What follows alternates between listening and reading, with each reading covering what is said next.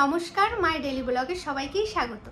আশা করি আপনারা ভালো আছেন, আমিও ভালো আছি। আজকে সকাল সকাল একটা ভিডিও শুরু করি না, আর আজকে তিতলির নাচ প্র্যাকটিস করব। অনেক দিন থেকে আপনারাও কমেন্ট করছেন যে রিয়া তিতলিকে নাচ শেখাতে পারো। অবশ্যই শেখাবো, আরেকটু বড় হোক তারপরে। হ্যাঁ, অবশ্যই ছোট থেকেও শেখানো যায়, কিন্তু আমাদের এখানে ভালো নাচ শেখার একাডেমি নেই, অনেকটা দূরে আছে, বোলপুর আর ইলামবাজারেও আছে, কিন্তু অনেকটা দূর আমাদের বাড়ির থেকে, তাই হয় না। বাড়িতে থেকেই ফোন দেখে দেখে অনেকটা শিখেছে তিতলি, তাই আপনাদের সাথে শেয়ার করব আজকে। বেশিটা তুলে ধরবো না, অল্প তুলে ধরবো, কারণ কপিরাইট আসতে পারে। বেশি গান অ্যাড করব না। তাহলে চলুন দেখাচ্ছি আপনাদেরকে। আর আজকে সারাদিন কি করি না করি সবটাই শেয়ার করব আপনাদের কাছে, তুলে ধরবো। অবশ্যই ভালো লাগলে একটা লাইক, কমেন্ট, শেয়ার, সাবস্ক্রাইব করবেন আর আমার পাশে থাকবেন। তাহলে চলুন।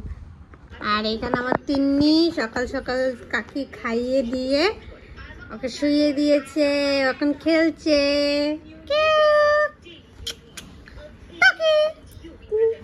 বোঝো আমার কথা, বোঝো। সে থাকো খেলো। এই যে ফাগুনেরও মোহনা, এই গানটাই তিতলি এখন নাচ করবে আমাদের। তো গানটা অন করি।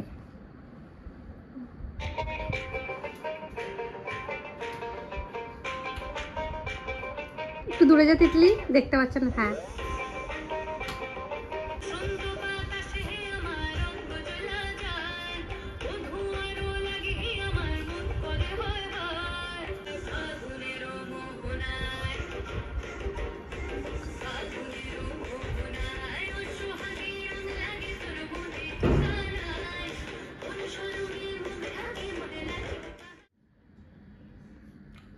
রাম রাম হরে হরে হরে কৃষ্ণ কৃষ্ণ কৃষ্ণ হরে হরে হরে রাম রাম রাম হরে হরে। তিতলিকে তো খানিকক্ষণ নাচ প্র্যাকটিস করালাম, আর ওর স্কুলে একটু নাচের প্রোগ্রাম আছে, তাই জন্য আমাকে বলছিল দিদি একটা নাচ তুলে দে। তো আমি সত্যি কথা বলতে আমি তেমন নাচ জানিই না, নাচ করতেও পারি না। আমার নাচ করতে মানে ছোটোবেলার থেকে অতটা করিনি, আর তাই পারি না। তাই আমি বলেছিলাম ফোন দেখে দেখে তোকে করিয়ে দিই। তো কিছুটা তুলেছে। আর আজকে ভিডিওটা তেমন করতেই পারিনি, সকাল থেকে ভাবলাম সবটাই আপনাদের কাছে শেয়ার করব, কারণ আমি আগেও বলেছি যে আমার এখন একটু পড়ার দিকে একটু চাপটা বেড়েছে, তাই জন্য আমি ঠিক মতন ভিডিও দিতে পারছি না। আর তাই জন্য একটু কলেজের কাজ করছিলাম। ওর নাচটা তোলার পর কলেজের কাজ করে এই যে স্নান পুজো দিয়ে ঘরে রুমে এলাম, আর মা বলছে আজকে ডিম পোস্ত করেছি। তো আমার খুবই পছন্দের একটা খাবার ডিম পোস্ত। ভেবেছিলাম আপনাদের কাছে রেসিপিটা শেয়ার করব, নিজের হাতে বানাবো। তো মা বলেছে তুই রান্না করতে গেলে অনেকক্ষণ টাইম লাগবে, তার থেকে ভালো আমি তাড়াতাড়ি করিনি। তো আপনাদেরকে দেখাই, চলুন আজকে দুপুরে কি রান্না হয়েছে। আর এখন বাজে 12:30। আজকে অনেক তাড়াতাড়ি আমাদের বাড়িতে রান্না হয়ে গেছে। তাহলে চলুন দেখাই। আর আপনাদের বাড়িতে আজকে কি রান্না হয়েছে অবশ্যই কমেন্টে জানাবেন। আর ঘুমও কদিন ধরে ঠিক মতন হচ্ছে না, কারণ সামনেই পরীক্ষাটা আসছে, তো তাই জন্য একটু পড়াশোনাতে একটু মন দিয়েছি। আমি দেখাই, প্রথমে হয়েছে উচ্ছে ভাজা। এটা সব রকম তরকারি দিয়ে একটা পাঁচমিশালি। ডালটা অল্প করেছে, তার কারণ হচ্ছে শুধু ভাই খাবে আর আমি, আর কেউ ডাল খাবে না। আর আমাদের বাড়ি ডালটা খুবই কম করা হয়, বাবা থাকাকালীন একটু আম ডাল করা হয়, এমনি তাছাড়া করা হয় না। আর এটাতে আছে মানে ডিম পোস্ত।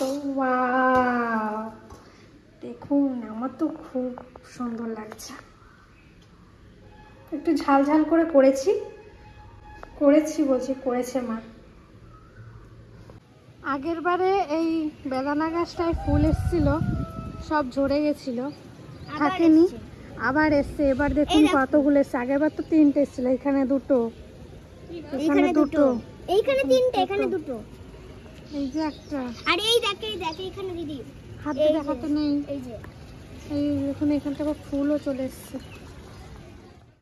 সবাই আমাকে কমেন্ট করেন আমি নাকি খুবই মোটা, তাই আজকে ওজন করতে এসেছি। আমার ওজনটা আপনাদের কাছে দেখিয়ে দিচ্ছি, আমি মোটা না রোগা, না এইটুকু প্রয়োজন শরীরের জন্য।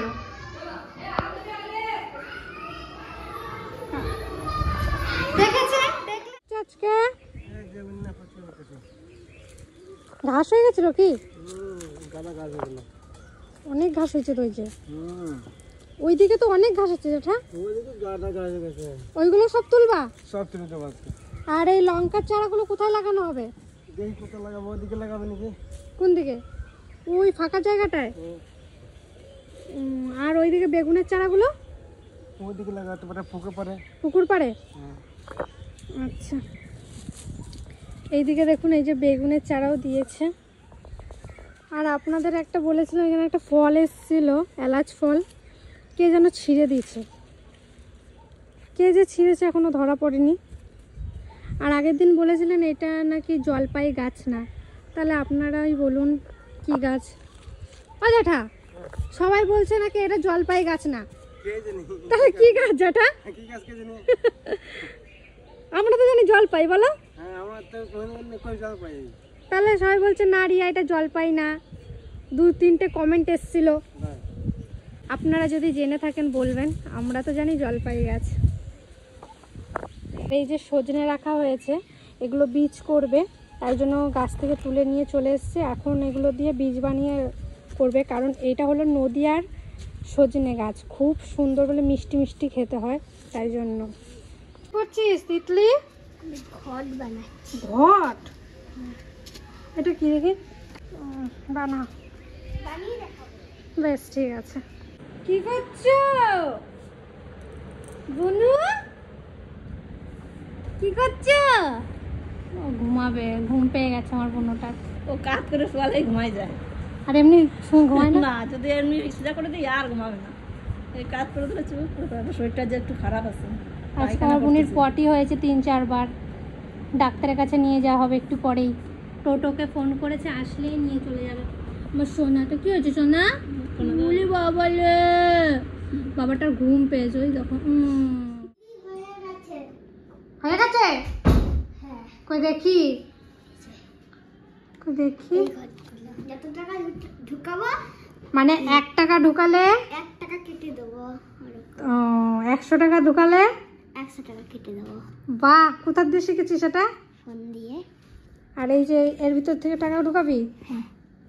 বাহ, খুব সুন্দর হয়েছে তো, খুব ভালো করেছে, যাও, বুদ্ধি আছে। করেছে দেখুন আমাদের ইলাম বাজারে, সেই লেভেলের মেক করেছে কিন্তু। এখন ভিডিওটা স্টার্ট করলাম কারণ একটা জিনিস দেখানোর জন্য। এখন বাজে 4টা, কিন্তু আমাদের ইলাম বাজারের দৃশ্য দেখুন, মনে হচ্ছে রাত 6টা, সন্ধ্যা 6টা। দেখুন আকাশের দিকে তাকা, ওই দিকটা। এখন দৌড়ে দৌড়ে বাড়ি যাচ্ছি। তো ভিডিওটা কেমন লাগলো অবশ্যই জানাবেন। ছোট্ট একটা ভিডিও আপনাদের কাছে উপহার দিলাম। ভালো লাগলে একটা লাইক, কমেন্ট, শেয়ার করবেন, সাবস্ক্রাইব করবেন, পাশে থাকবেন।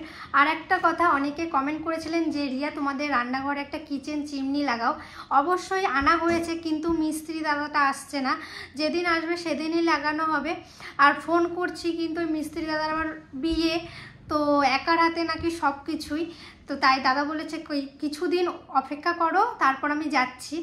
তো অবশ্যই লাগানো হবে, কারণ না হলে রান্নাঘরটা নষ্ট হয়ে যাবে, তেল কাস্টে পড়ে যাবে। তো ভিডিওটা ভালো লাগলে লাইক, কমেন্ট কিন্তু করবেনই, শেয়ারও করবেন। আর আমার দাদুও এসছে, কিছুদিন থাকবে। আর ঠাকুমা তো আজকে সকালে ছোটো পিসির বাড়িতে চলে গেছে বেড়াতে, কিছুদিন থাকবে। ছোটো পিসির জন্য অনেক কিছু বানিয়েছিল ঠাকুমা, সেগুলো দিয়ে আসতে গেছে। ভিডিও আসবে খুব শিগগিরই, দেখতে পাবেন তাহলে। আর আজকের ভিডিওটা শেষ করছি, টাটা।